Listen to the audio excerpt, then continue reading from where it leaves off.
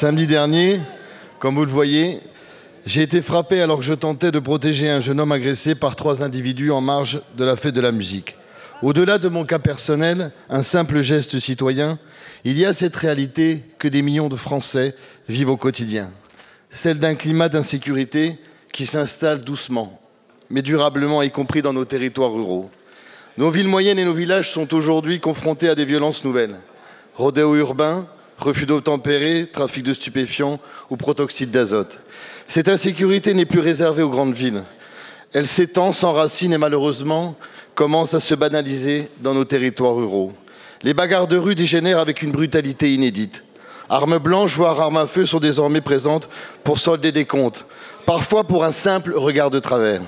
Ce phénomène inquiétant, aggravé par une culture de l'ultraviolence promue sur les réseaux sociaux, désarme les citoyens et fragilise le lien social. Je voudrais d'abord saluer, non pas un acte de civisme, mais votre courage. Parce qu'une chose est certaine,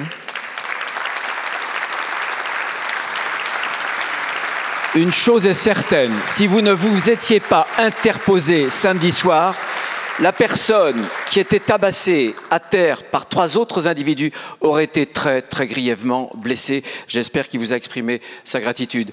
Désormais, nous avons pu interpeller les 3 individus qui tabassaient cette personne qui est à terre. 2 sont majeurs. Ils seront jugés jeudi en comparution immédiate, vous le savez, et j'espère qu'ils seront lourdement sanctionnés. Il y a un jeune mineur. Que deviendra-t-il? Quelle sanction aura-t-il? C'est toute la question, là encore, après la décision du Conseil constitutionnel d'il y a quelques jours.